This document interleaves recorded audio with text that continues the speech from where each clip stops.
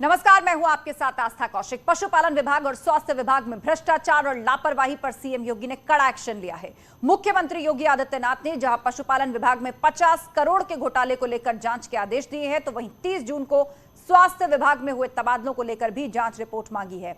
तो दोनों खबरें आपको सिलसिलेवार तरीके से विस्तार से बताएंगे, लेकिन उससे पहले आज सीएम योगी एक्शन के मूड में नजर आए।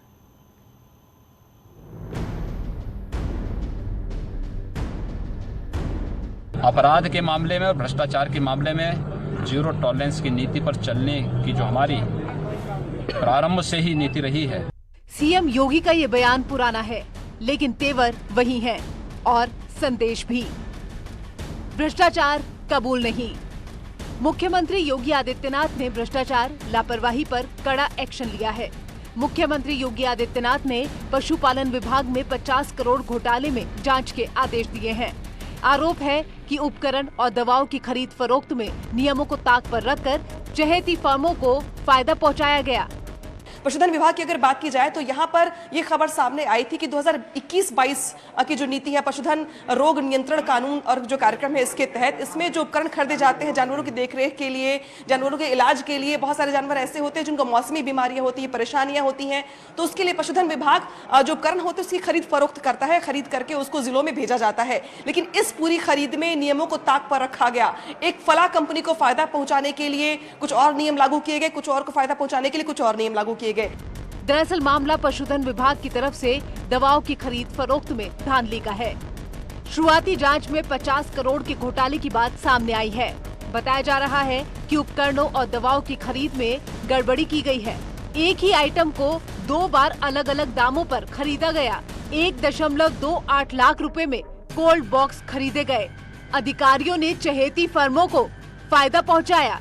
इसके लिए टेंडर प्रक्रिया में धांधली की गई। जानबूझकर 5 लाख रुपए की सीमा में मांग पत्र तैयार किए गए। पशुधन विभाग में ये घोटाला साल 2021-2022 का है, जिसे लेकर मंत्री धर्मपाल सिंह पहले ही जांच के आदेश दे चुके थे। लेकिन अब मुख्यमंत्री ने कड़ा रुख अख्तियार कर लिया है। मुख्यमंत्री ने 7 दिन के अंदर रिपोर्ट तलब की है। 2 IAS अधिकारियों को जांच सौंप दी गई है। माननीय मुख्यमंत्री का जांच का आदेश सर्वोपरि है। जो माननीय मुख्यमंत्री जी ने जो जांच के आदेश दिए हैं उसी जांच को हम फॉलो करेंगे। उसी जांच को फॉलो करेंगे। तो इसमें फिर आपके विभाग के अधिकारी और अकाउंट ऑफिसर सब यही होगा, वो उसी से सम्मिलित होगी। क्या कुछ बड़ी कार्रवाई मान ले हम किसके बाद होगी जांच? निश्चित रूप से, क्योंकि योगी सरकार जीरो टॉलरेंस पर है और इसमें बड़ी कार्रवाई होगी। मुख्यमंत्री योगी आदित्यनाथ ने पशुधन विभाग में घोटाले की जांच के आदेश तो दे दिए ही हैं, साथ ही 30 जून को स्वास्थ्य विभाग में तबादलों पर भी सख्त रुख दिखाया है। स्वास्थ्य विभाग में तबादलों पर पहले से ही सवाल उठ रहे हैं।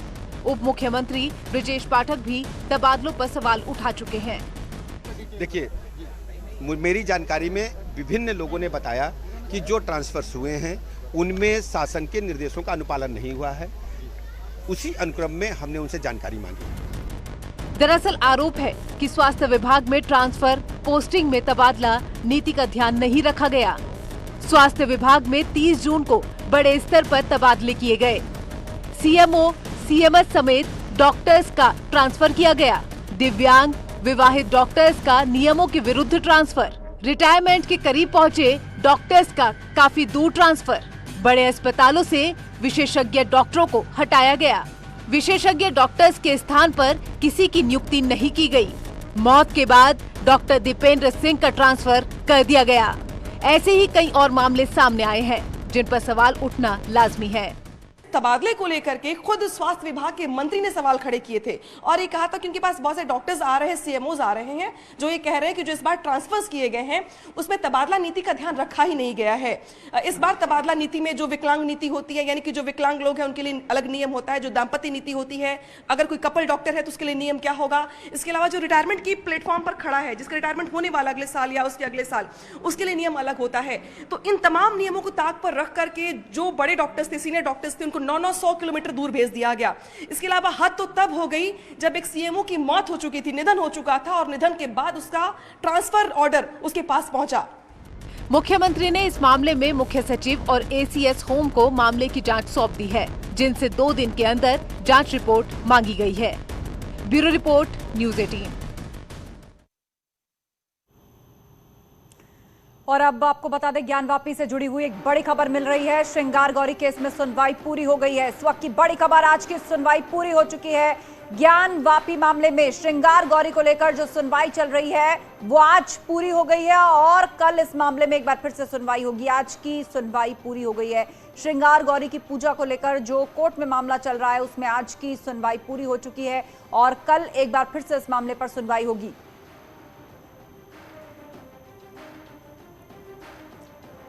तो वाराणसी में श्रृंगार गौरी केस में आज की सुनवाई पूरी हो गई है और कल इस केस में एक बार फिर से सुनवाई की जाएगी। इस वक्त की बड़ी खबर आपको बता दें,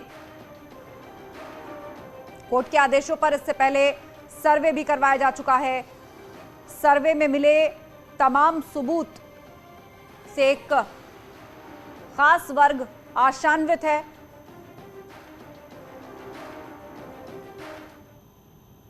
शुरू हो चुके हैं।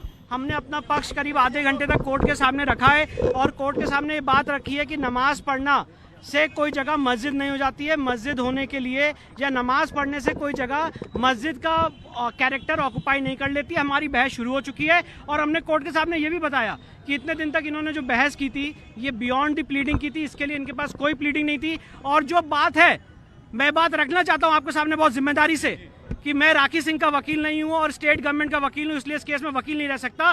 वो बात का भी आज पटाक्षेप हो चुका है। राज्य सरकार ने जो मुझे एनओसी जारी की थी वो मैंने कोर्ट के सामने रखी है और कोर्ट ने मुझे परमिशन दी कि मैं बाकी 2 और 5 प्लेंटिफ, बाकी 4 प्लेंटिफ की तरफ से अपनी बात कोर्ट के सामने रखूं। कोर्ट ने हम चारों लोगों को प्राथमिकता दी है हियरिंग पे और अब कोर्ट के सामने हमारी बहस चालू हो चुकी है।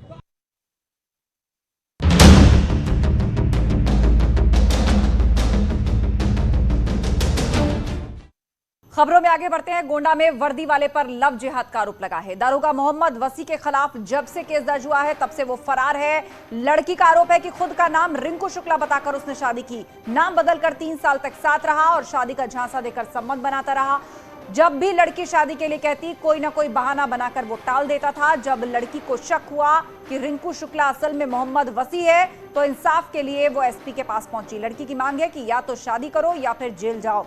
वहीं दूसरी ओर पुलिस शिकायत दर्ज कर दारोगा की तलाश कर रही है।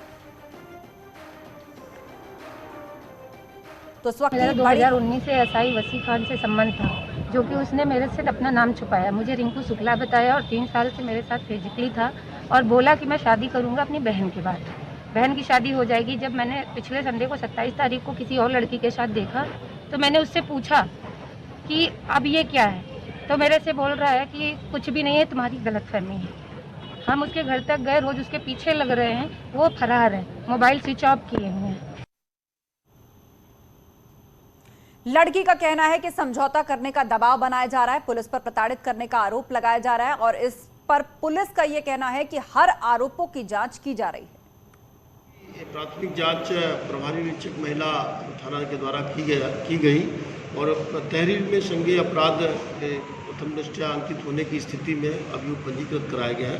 जनपद के थाना कोतवाली नगर में मुकदमा पंजीकृत किया गया, धारा 420, 376 आईपीसी और धारा 3/5 उत्तर प्रदेश विधि विरुद्ध धर्म परिवर्तन प्रतिषेध अधिनियम 2021 की धाराओं के तहत अभियोग पंजीकृत किया गया है। महिला पुलिस अधिकारियों के द्वारा पीड़िता का 161 के सीआरपीसी के तहत बयान दर्ज किया जा रहा है और इस संबंध में जो भी अग्रिम विधिक कार्रवाई है की जा रही है। और इस वक्त गोंडा से वो पीड़िता हमारे साथ लाइव जुड़ी हुई है। सीधा बातचीत की शुरुआत करते हैं। ये बताइए, आपने पुलिस में शिकायत दर्ज कराई है, वहां से आपको क्या जवाब मिला है? पुलिस किस तरह छानबीन कर रही है? क्या आप संतुष्ट हैं अभी तक पुलिस या कार्रवाई से?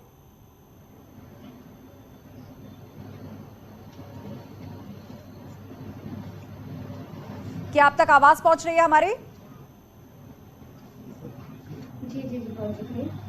जी, आपसे रिक्वेस्ट है कि थोड़ा तेज बोलें ताकि दर्शक आपको सुन पाएं।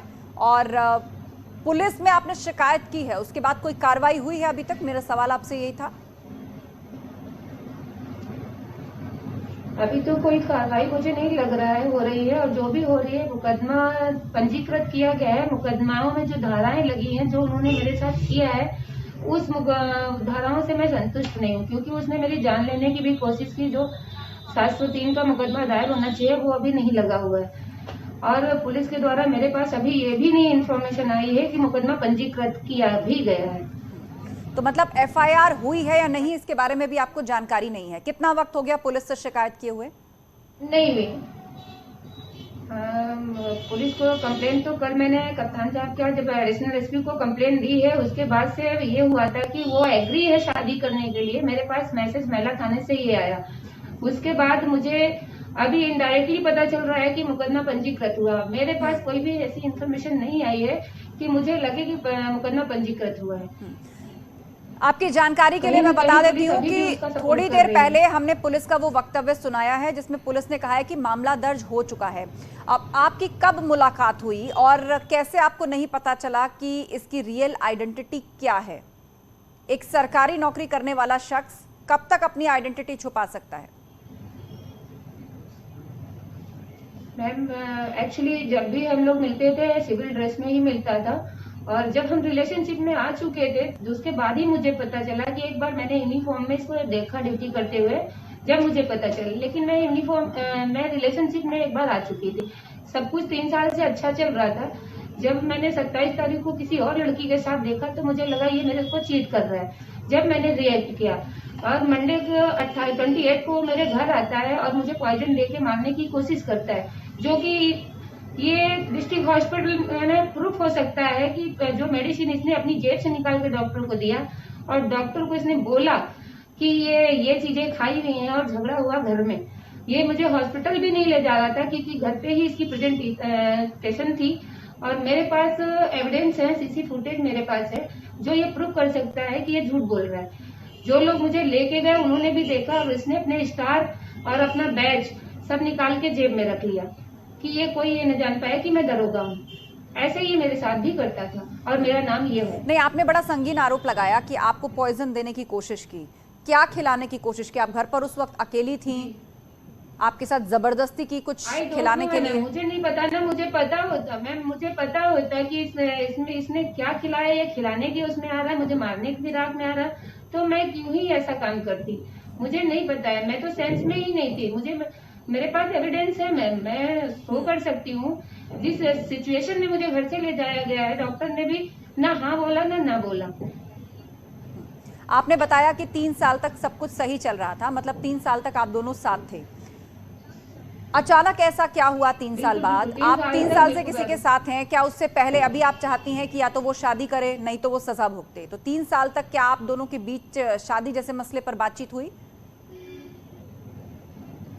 बिल्कुल, बराबर मुझसे शादी करने के लिए बोला। 3 साल के दौरान मैं 2 बार प्रेग्नेंट भी हुई। एक बार मैंने मिसकैरेज करवाया, इस समाज का हवाला देके उसने मिसकैरेज करवाया कि बहन की शादी में असर आएगा, पहले मैं शादी कर लूंगा या आप शादी के पहले बच्चा कर लोगे।